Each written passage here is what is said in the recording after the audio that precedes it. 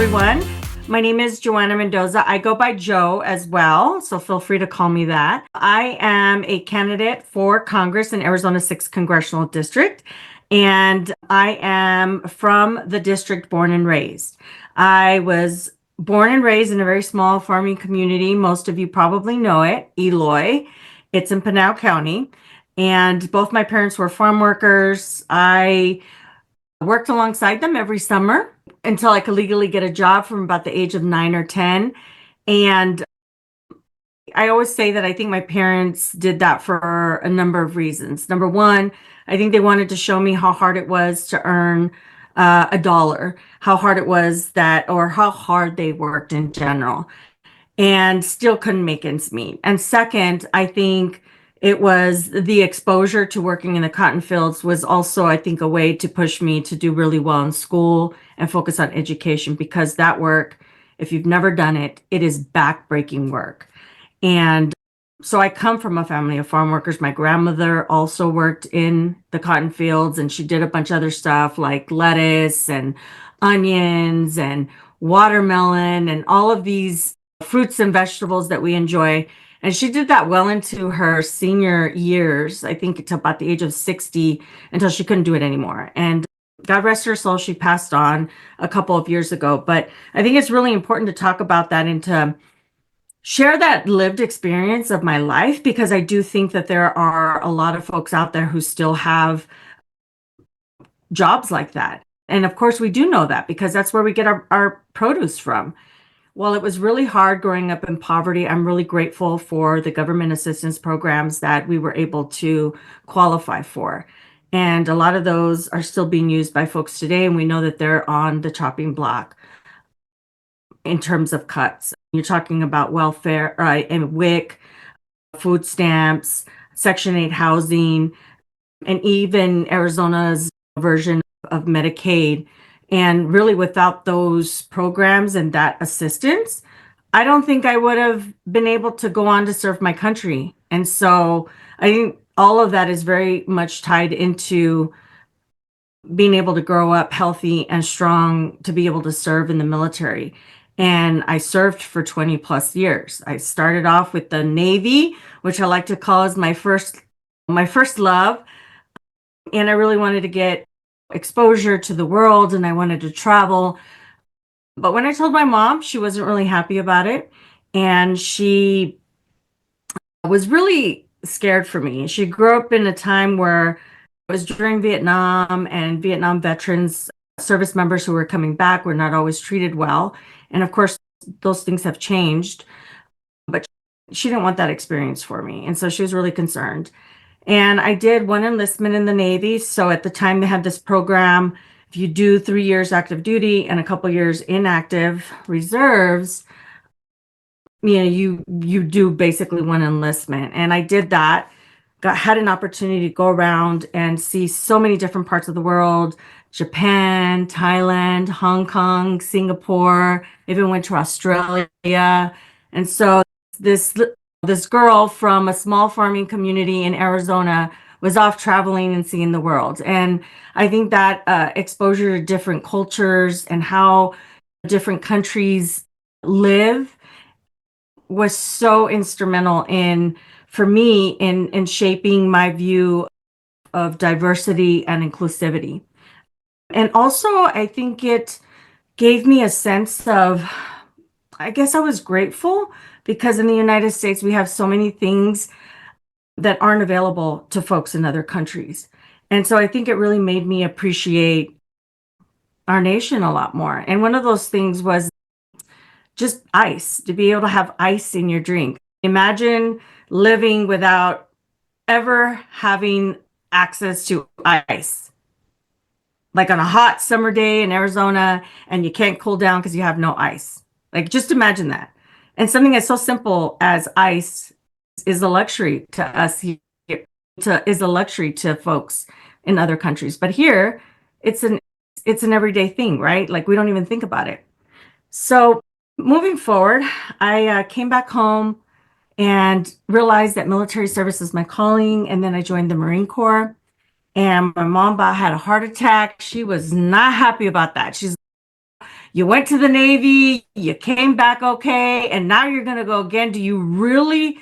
What is wrong with you? She thought that I just really liked to suffer a lot.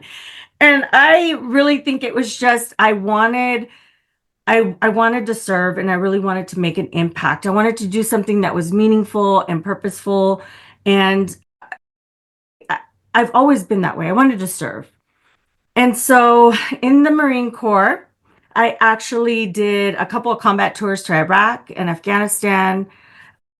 I was also a Marine Corps drill instructor and made Marines. Everybody thinks that drill instructors just yell for no reason, but that's not true. There's actually a method to the madness. So I made Marines. I made even drill instructors at the drill instructor schoolhouse, and I made Marine officers as well in Quantico. And that is where I retired from after the birth of my son.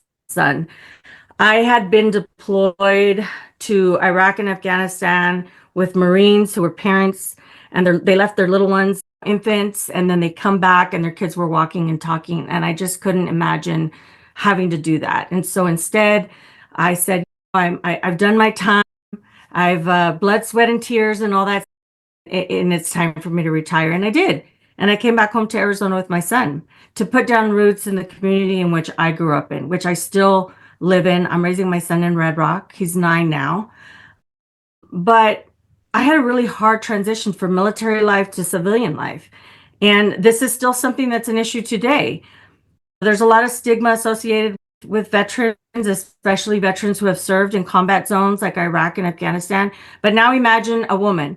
And you add already that stigma, and then on top of that, they just didn't know what to do with me. I was told so many times that my skill set, I didn't have the experience, and my skill, they didn't know how to translate my experience and skill sets. And so, anyways, long story short is that I ended up finding my way to Congressman Tom Halloran's office. And most of you here probably remember him. He served Arizona, what was Arizona's first congressional district at the time before redistricting. And I started off working in his office as a veteran caseworker, helping veterans and their families with benefits, military records, just a bunch of different issues. And it was under Tom's leadership that I think is where I started to see just how impactful his work was, right? We had a team. When he wasn't in DC on the House floor voting, he was in district meeting with organizations and constituents and just genuinely cared about the people in his district. And for me, that was just inspiring. And I said to myself, I want to do that. I want to be able to have that impact on people's lives. And so at the time, I was still working for Tom, but I decided that I was going to run for the state legislature. And that was, again, before redistricting in LD11. I ran for the state senate against Vince Leach. And we weren't successful in that endeavor, but what we did do was we kept moving the needle forward. And we received 46% of the vote. And we were one of the top 5 campaigns to raise the most money for that election cycle. Now, granted, they're raising millions now for state legislative races, and that's just insane. But at the time, we had raised a little over 220,000, and that was a big deal. And even though we didn't win, I learned so many things about just our system. And to be quite honest, some of the flaws within our system and how hard it is for someone like me, who's a single parent, who doesn't come from money, doesn't come from family with influence. Like, I'm just an everyday Arizonan who served her country, and I wanted to do more because I felt that I had not served my country enough. And after the election, I went back to work for Tom, and I even went over to the campaign side in 2022 to help him get reelected. And unfortunately, redistricting did us in. There was a lot of portions of Tom's district that was taken out, and he wasn't reelected. And I think it was really hard for a lot of us, especially the constituency and the people in the district.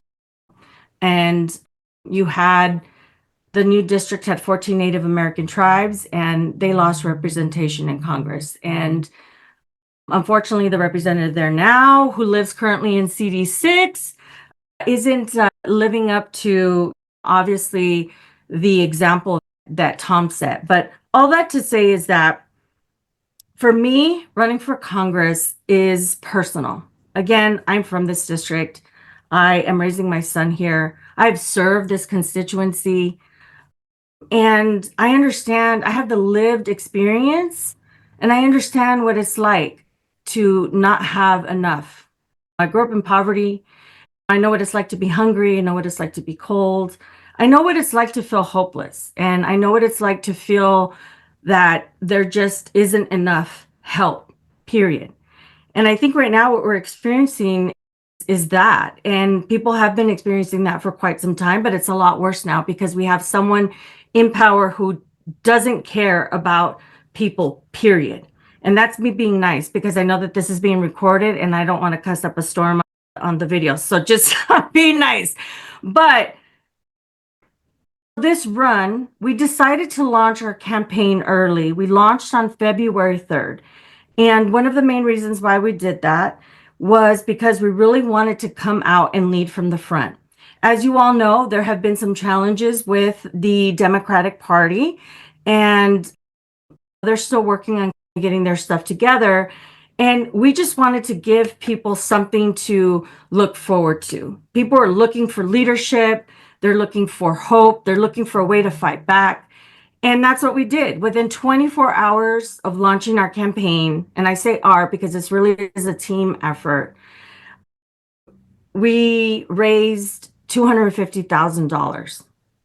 Now, imagine my surprise when the next day after launch, we were told, my staff told me, hey, we've raised $250,000 in 24 hours. I was just overwhelmed with the amount of support that we had received in that first 24 hours. But I think that goes to show you is that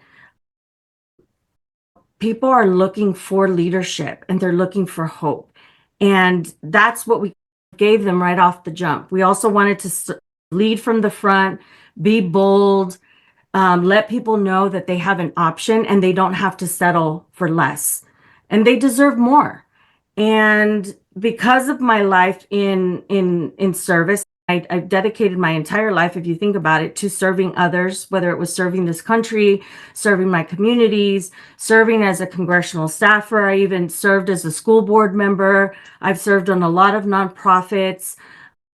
And I continue to do that right now as the executive director of a veterans and military families organization. And service is really important because I believe that in helping others and serving others, we serve ourselves. And to me, because of all of the things that I was able to accomplish, whether it was because the government assistance programs allowed me to grow up healthy, whether it was my time in the military and the benefits I received from there, or whether it was serving in a congressional office as a staffer, helping people obtain access to the agencies that are supposed to be helping them. My whole life has been centered around service. And I'm going to continue that. And I think that the best way, when you have a child, you become a parent. For those of you who are here that have children, you know this. Your whole life changes when you become a parent. The things that you thought were important no longer matter, right?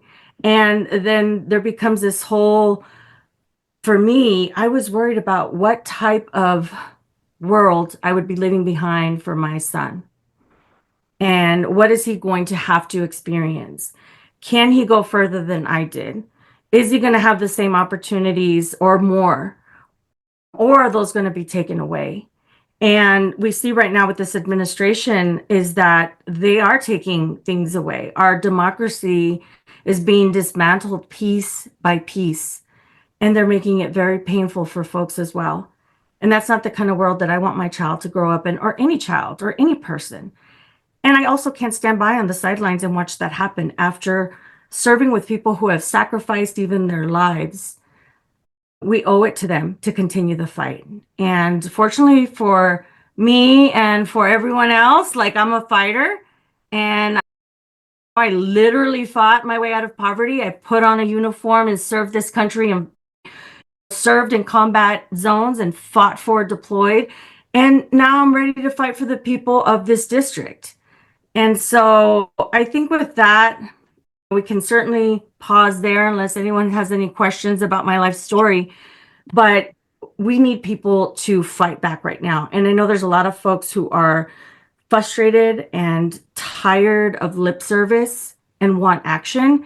And that is precisely exactly what I plan to do, is bring get people together, the community together. This is our movement. This is our moment, and this is our time. This is not just my campaign or my team's campaign. This is our campaign. Right. And I really want people to understand that. Mike, do we have any questions? We sure do. Allison Hughes says that what, in your opinion, are the challenges you mentioned that exist within the Democratic Party? And in addition to the policy issues you'll face if elected, how can you contribute to resolving our party's challenges? That's a great question. I know that there has been a lot of discontent within the party. And I also think after this last election, I think we were all really broken. We were heartbroken by the result, right? I think a lot of us were really just excited about having the first female president of the United States, who also happens to be a woman of color. And that didn't happen. And then on top of that, we had massive losses at the state legislature, which we know has been Republican led for decades now. And education is an issue. And I think that there is some serious reflection that we all need to do. I don't believe that it was just one person or a team or several people who were responsible for losses, but I think we should all own a piece of that to some extent, and we need to move past it. We can't dwell on the past. We can't say woulda, shoulda, coulda. We need to move forward. And the only way that we're going to do that is by saying, okay, look, we need to come up with a plan. Here we are. It's already March. We're nearing the end of the first quarter of this year.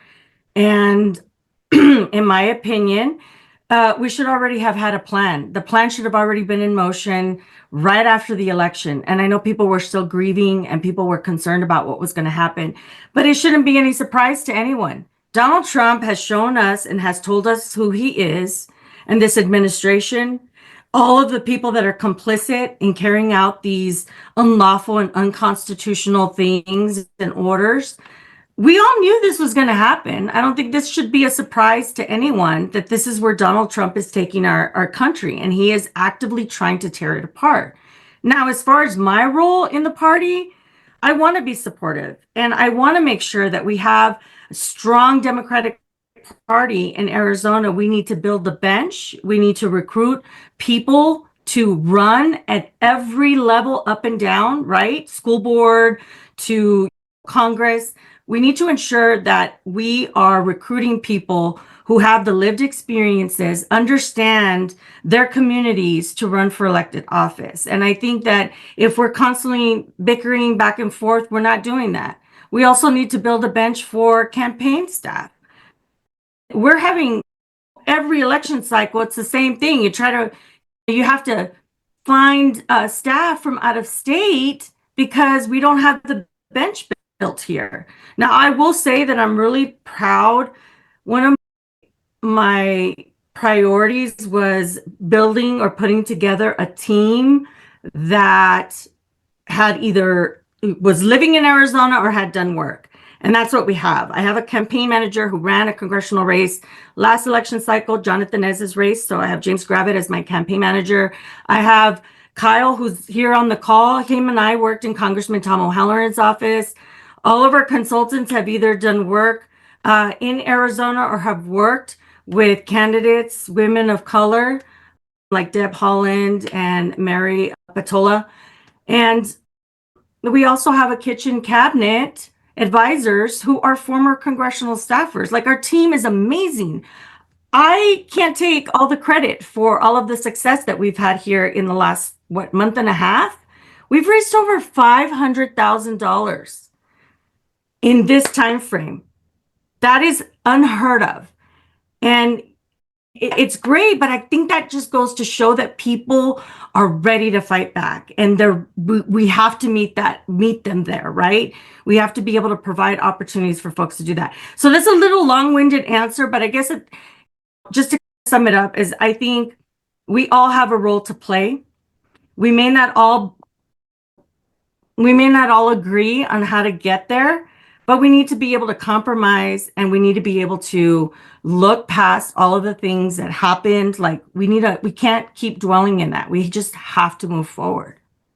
Hey, we have Bill Shipp has a question for you. The Democratic Party itself is divided in many respects. Chuck Schumer certainly represents the old guard. Some would say that's the party of the past and we need to change. On the other side of that is, for example, or a Jasmine Crockett from Dallas, are very combative in some respects. And some will say that's what we need. I'd like to know which camp you come from. Thank you for the question, Bill. I got asked this question in a different way. When we first launched the campaign, I was doing an interview with one of the reporters, and she asked me, "What kind of Democrat are you?" And I said, first and foremost, I don't like being put I don't like labels, and I don't like being put in boxes. And I'm going to be the kind of Democrat that is going to stand up for her community, for her district, and is going to fight for the people of this district. And so I do think that there is competing priorities in Congress, in the Senate, and of course in the House. And I think it's important to acknowledge that. I think what is, and of course I can't speculate how people are feeling. Only my perception is that I think House Democrats were really disappointed that that the plan was not communicated. And look, communication is extremely important, especially during these times. We need to be able to trust. We need to be able to communicate. We need to be able to compromise within our own party. We're a big tent party. So of course there's varying levels of, we should do this, we should do that. But at the end of the day, I think that trust, what happened with Senator Schumer's vote, or the plan that, what was it, like 10 senators voted for this budget that Democrats had absolutely no input on. I think people are feeling just a little betrayed. And for me, just to answer your question, Bill, is I am going to be the type of representative that listens to her constituents, that is in community, holding listening sessions, town halls. We want to put together some advisory groups that'll help us bring the community in to help find solutions to the issues and problems that we have here in the district. And to be quite honest, I really am focused more about what is happening within CD6. And I think it's distracting to get involved in some of these push and pull conflicts. And my focus is always going to be the people of this district. And I know, yes, I will be part of a party that has varying levels of plans on how we should get there. But at the end of the day, I represent this district and this community. So I guess I don't really have an answer to that, to be honest, because I haven't heard from everyone in the district and what they want. That's not an answer, I know, but I just don't like being put in a box. I don't like being put in labels, because I think that's part of the problem, is that we say you got to check all these boxes or you're not a real Democrat. We're losing Democrats because of that. We're losing the working class people in this district. We're losing veterans. We're losing people who live in rural communities, because we are saying, if you don't check all these boxes, then you're not a real Democrat. And I think that's detrimental to our party. Okay, we have one hand up from Lillian Fox. Lillian, what's your question? I think Ciscomani is going to be hard to beat because he looks nice and he talks nice and he's not controversial, but he's supporting every damn thing Trump and Musk want. What do you see as his weaknesses that you're going to use to defeat him? You just said it right there, is that he is going to have to answer for the policies and behavior of this administration.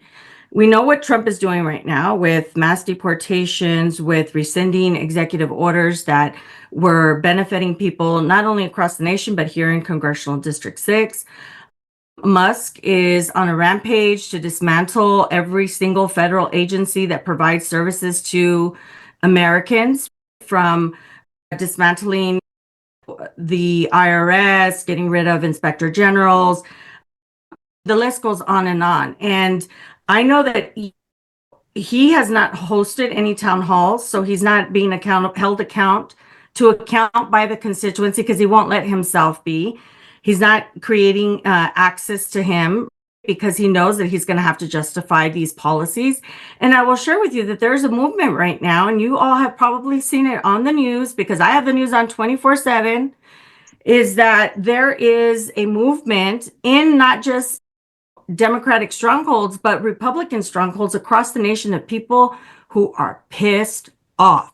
They are angry, and they are all political ideologies. And so I think that the worst situation, or I should say, the situation that he's in right now is the worst it could possibly be for him because he's going to have to justify taking away benefits that hard-working Americans have broken their backs for. Talking about healthcare, talking about Social Security, talking about all of these things that they're doing right now. And the list is long.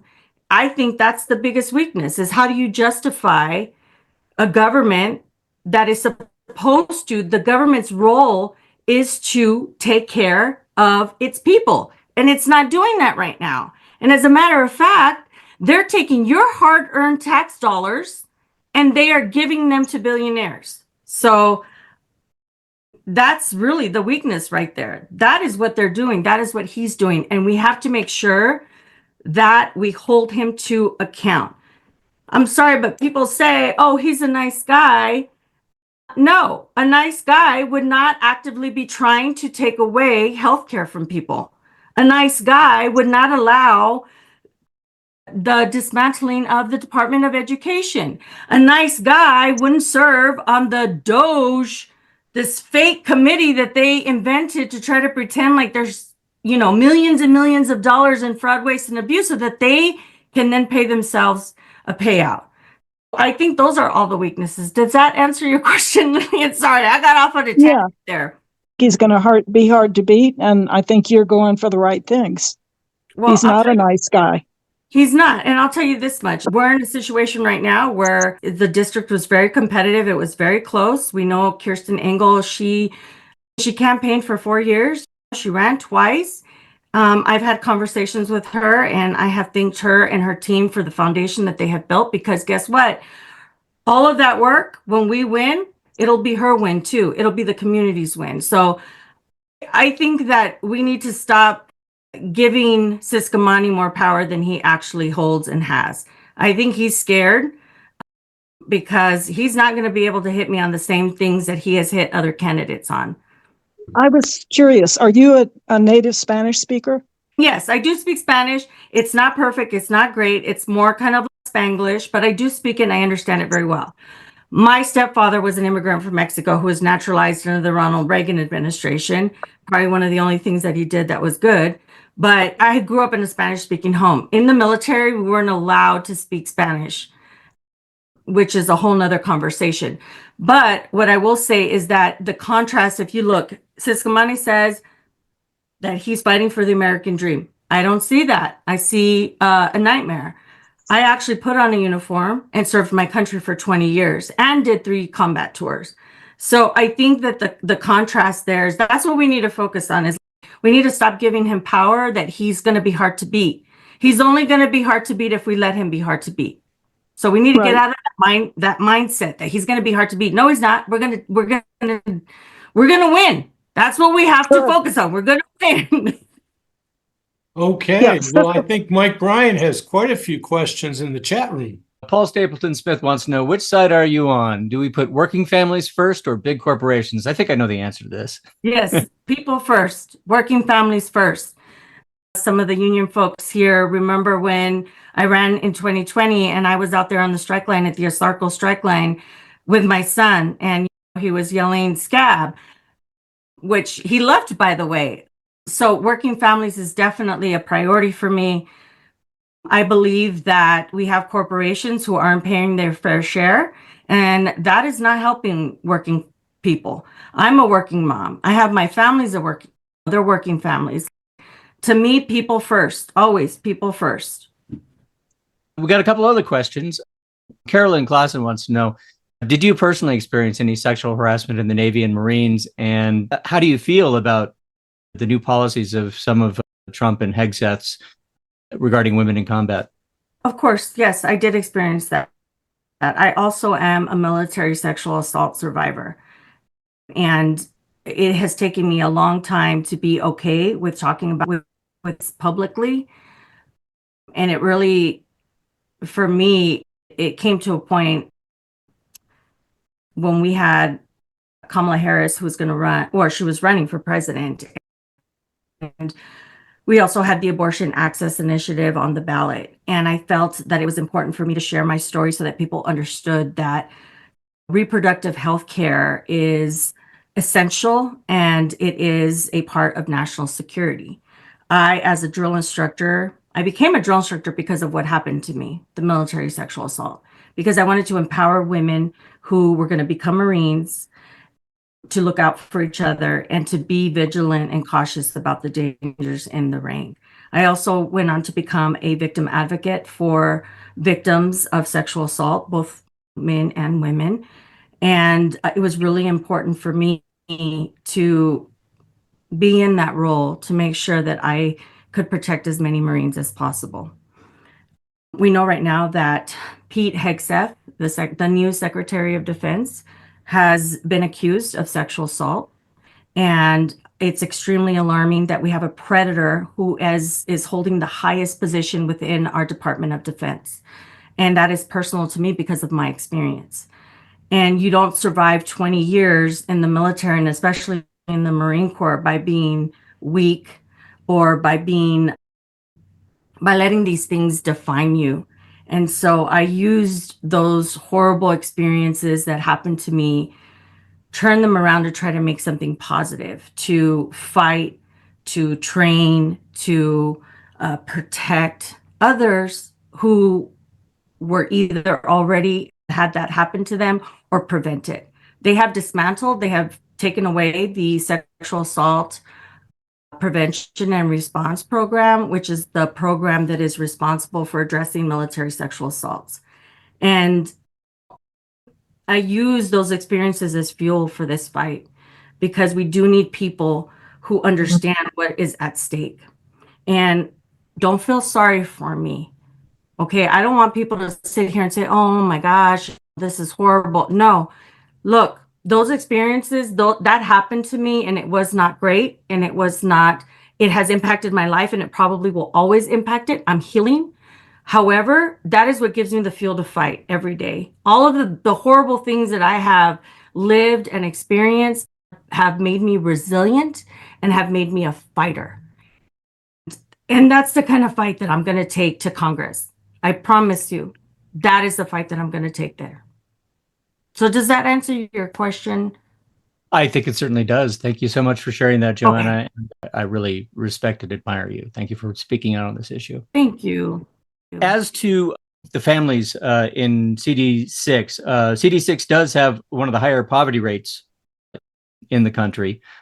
So I'm curious personally what you're planning on doing to bring more jobs, more opportunity, better education to our district. It's an important question, but it's hard to think about that right now. We have a mission to take back the House and we need to take back the Senate right now.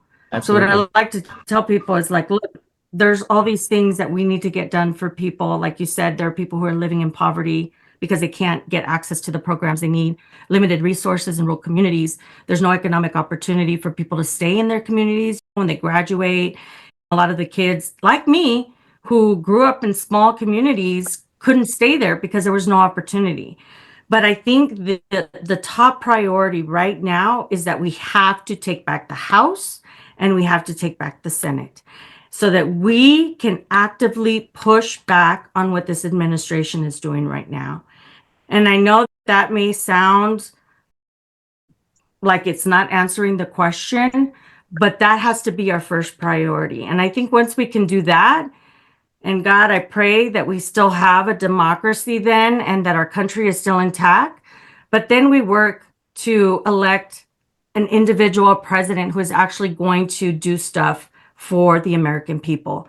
The Biden-Harris administration passed a lot of landmark legislation, infrastructure, CHIPS Act, all of these economic opportunities, jobs were available. People were actually like, okay, we can actually stay here and we can grow up, we can raise our family and they can grow up with their grandparents and their cousins and we don't have to move away.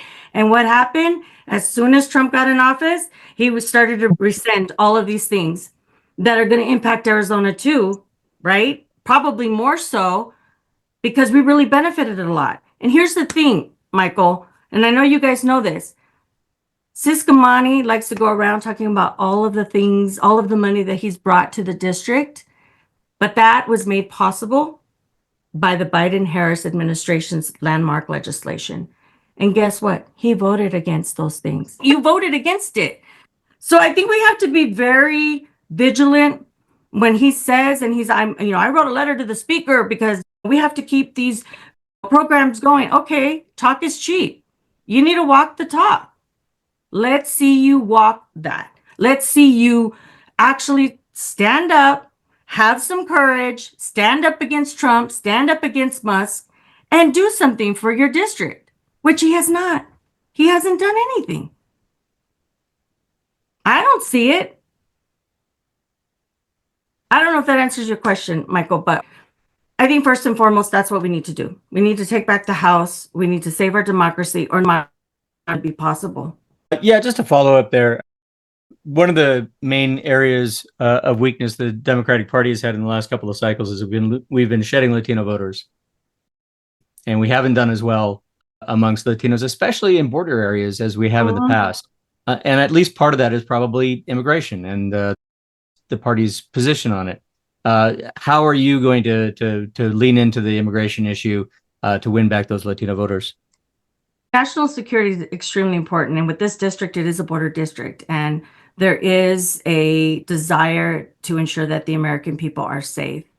I think that immigration is, and I know all of you know this, is that it's a very complicated issue that needs reform. And it's past the point of already needing reform because it's not working.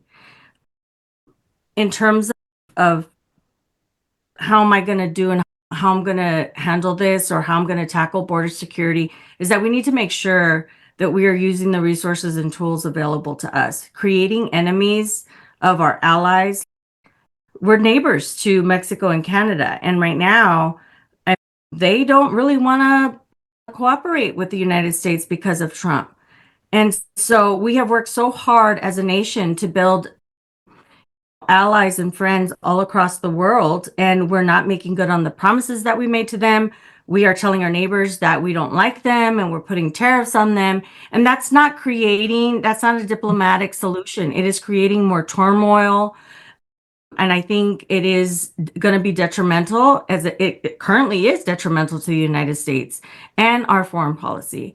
National security is always going to be a top priority for me because I do believe that we have to keep American people safe, but also we need to push for immigration reform. How that looks, I don't know. Can we build a coalition within the House to finally get something done? That's going to really depend on who gets elected this next election cycle. And if we have Republicans that are actually reasonable and not these extremists that we're seeing. And I think that the John McCain Republicans no longer exist. They're probably not around anymore. So true. And that is hard. If we want to have immigration reform, it's going to be really hard to do with people who just don't want to do anything that's beneficial for this country. There are economic benefits to having immigrants working in the United States, specifically Arizona. Agriculture, all these jobs, construction, all of these jobs, healthcare, all of these jobs, and some of these that Americans won't do, we are not only going to tank our economy, but we're going to make things worse for us. Mm-hmm. And so I think in terms of border security, in terms of immigration, is that I think we do need to take a people first approach. I personally, as someone who is a person of color and has siblings that are people of color, and I have nieces and nephews, I have conversations via chat. This mass deportation effort went underway to make sure that my family members know their rights, know what's going on. And they're here legally. But what's happening is that people are being profiled. And so I've been telling them, if you go to the store to grab a soda or chips or whatever, gallon of milk, make sure you carry your ID with you. Make sure that you have all of your insurance and your registration, that everything is squared away, because they're going to use every excuse to try to detain you. And that is what we're really up against here, is that these policies are horrible, and they're targeting people like myself. They're targeting people who don't look like what they consider American, and that's problematic. So anyways, long-winded answer, but I think we definitely need reform. We definitely need to secure our border, but we need to be smart about it. And we need to use innovation and tools that are available. Come on, they have drones, they have all of this new technology, and we're not using it. I just don't understand that. We have Andrea Kennedy. Andrea. Hi, Joanne. So What's your plans for the counties besides Pima? Being that's where Engel lost. She 1 year, she lost there. I think that we're in a different situation now, and I think it's really unfair to do a comparison of two completely different people. Engel and I have both different lived experiences. Our professions are different. We both have different life path. And she also ran when Biden was in power, when the Biden administration was in power. So I think that there are a number of differences, but I think it's unfair to say, and people ask me all the time, is Kirsten didn't win. What makes you think you're going to win? And it's a fair question. I always reply with, we're two different people. Again, we don't have the same lived experiences.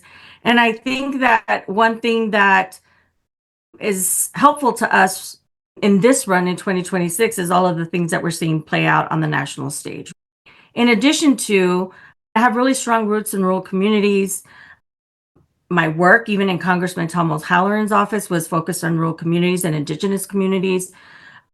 So I think we have to show up for people. We were over at Graham County. Was it last week, Kyle? I can't remember. I think it was last week. Yep. We went up there, to do a radio show. And I think we have to show up for people. Somebody asked earlier about the criticisms of the Democratic Party. Let's have the party make investments in rural communities. And I know that resources are slim, but if we're ever going to have any chance of winning these districts back and these communities, like you said, Joe, we're losing, or Michael, someone said we're losing Hispanic voters, we're losing working class folks. It's because we're not focused in the areas where people need the help the most. And I think if we show up and we show them that, hey, we're here to help, we're here, we're present, because that goes a long way, especially in rural communities. So I think first and foremost, how I'm going to win them over, I got to show up. I got to go over there. I got to talk to people. I got to share my story and hear them out. People want to be heard. They want to be heard by people who can make a difference and people who can actually pass legislation to help them. But again, we have Juan Ciscomani, who isn't holding any town halls. He isn't responding to constituent requests. I feel like eventually they're going to dig a hole for themselves, and the people who voted, maybe who fell for a lot of these lies, are going to realize that they were just lies and it was just talk, and that they're actually not interested in doing anything for the people. And Andrea, I'm so sorry, but what was the second question? About derailing the Orange Monster's attempt to turn this country into Viktor Orban's Hungary, or Venezuela, or Russia. Take your pick. Look, we have to take back the House. And I also think one thing that I'm going to say here, and please don't boo me, but I think that we have to create a safe space for people who are willing to admit that they might have voted for someone that was bad. I think I received a letter or an email, like probably a couple weeks ago, from someone who was very open about that. They said, look, I was a Republican before. They said I supported Republicans, but I realized that I made a mistake, and I understand that. And now I will never vote for another Republican again. But I think we need to be able to say, okay, you realize that they were just lies. You can join us, right? Be part of our team, be part of the movement here. We need to create those safe spaces for people, because if not, they're going to continue to be radicalized. And yeah, they might have voted for someone who isn't doing great things now, but I think that people are realizing that they made a mistake. And it's on us to welcome them back into the fight and say, okay, once we get our country back and we get everything back to normal, and we can work on improving things. But right now, those people are still trying to figure that thing out. It's still how many months has this administration been in power? 2 months? It feels like 2 years. There you go. And then Lillian has another question. Lillian? I know that Trump and Musk have done a lot of damage to farmers and to agriculture. How big a part of the economy in this district is dependent on agriculture? I know Arizona in general is big agriculture, dairy as well. And we also get a lot of our fruits and vegetables from Mexico, right? But to your point about farmers, look, U.S. aid was one of the first agencies that was dismantled, right, by Musk. There's a lot of farmers that provided grain and other supplies that were shipped across the world to other countries that needed them, and now they're out of that. They're not doing that. They're not able to benefit from that anymore because this agency has been dismantled. But what I will say is that I do know that agriculture in Arizona is big, but so is water. And I had a conversation with someone a couple of weeks ago who is a professor over at the University of Arizona, who actually, him and he was my point person when I worked for Tom in terms of water. Water's a big issue, as you guys know, in Arizona. And right now at the state legislature, they're not doing very much to help with the drought and the things that need to be done to make sure that we're conserving our water, because without water, there is no life. And so while agriculture is important, so is water. And one of the things that I am doing is putting together these different advisory councils, if you will, on these different issues. So if you have expertise in water or agriculture, or maybe working families is your thing, labor, seniors, healthcare, please reach out to our campaign and let us know that you're interested in participating in these advisory councils, because I think that, look, I don't know everything. I'm not the smartest person, the brightest person, but I'll tell you, no one will outwork me. And I also believe that it's important from the community into the fold, into this movement, to provide their expertise. This is a team effort, guys. This is our district, and we can make it what we want to make it, and everybody gets to pitch in, right? Everybody in, nobody left out. And so I think that's important if we're going to address some of these issues. So all that to say is that I don't know, but I can get back to you. And hopefully we'll get some of you all reaching out to us, wanting to participate in providing some recommendations and solutions as well. Okay. Hey, Paul, are you still with us? With Trump ignoring the latest court order on the deportation of the Venezuelans, right? It appears that he's testing the courts in a whole variety of ways. Mm-hmm. What if he just ignores the court orders? What does Congress do? What do you do? What do we do? Because we have no effective enforcement. I don't think we've ever really been in this kind of situation before as a country, right? You're right. He is testing everything. He's trying to see how much we can get away with. And I think that even just at a basic individual level, look, I'm not in Congress now. In 2 years, I will be, or next year, I will be. And we can figure out and strategize and come up with a plan. But I think what's really important right now to understand is that we need to stop saying, let's just see what happens.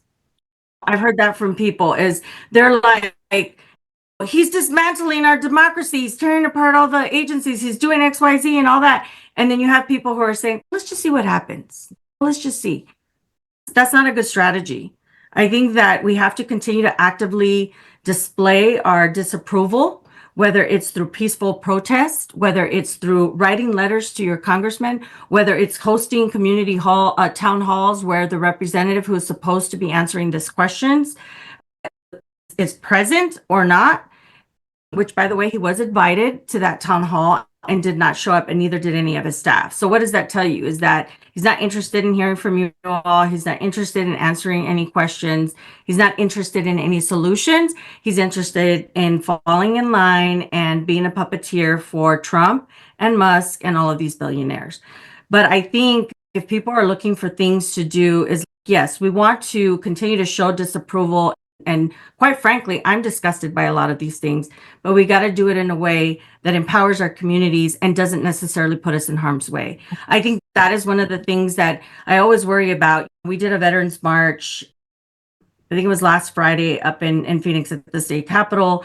And honestly, the thing, we didn't even know how many people were going to show up, but there was like 200 or 300 veterans, their families, supporters of veterans. Everyone has some type of military connection, if you think about it. And they showed up. And I think that's really powerful. The media covered it. They were talking about, obviously, the disapproval of not only foreign policy, the firing of federal workers, reducing employees over at the VA. I get my care at the VA, and I already have wait times. Imagine what that's going to be like now that they're getting rid of even more employees. Right. So again, I think we need to continue. We need to stop the infighting within us, right? We need to put that on pause, put that away. Democrats need to say, okay, we can take that fight up after we save our democracy. But right now, we need to come together and we need to strategize and we need to figure out how we're going to do this in a way that is going to move the needle, right? Maybe by pushing back, they'll stop some of this and say, oh, the people are not going to go for that. Problem. Sherry, you got your first question. Let's hear it. You talked about donating and signing your petition. What else do you need us to do to help you? Where are you looking for people that contribute? Great question, Sherry. Great question. Thank you so much. Yes, of course, signing a petition, donations always welcome. But we also need people, as I mentioned before, to join us. If you have an area of expertise that you're passionate about and that you have experience or lived experience and you want to be part of our councils, our advisory councils, reach out to us because we're going to be putting those together very soon. And we want to hear from people. We want, what's the problem? What are your recommendations? And what can the federal government do to fix it or try to fix it? So that's one. Two, tell everybody, say, look, we've got a candidate who is a fighter, who is willing to stand up for us, who is going to answer tough questions, who is going to be accessible. Tell them that they have a choice. Okay. And then I also, and I mentioned this before, is let's create a safe space for people who realize that they screwed up and voted for someone who is trying to dismantle our democracy and all of this other horrible things that they're doing. Let people know that they can come, that they're welcome. Because if we don't do that, then we're not going to get anywhere. We need those folks, right? The other thing I will say is continue to do what you're doing, stay active, be aware of what's happening.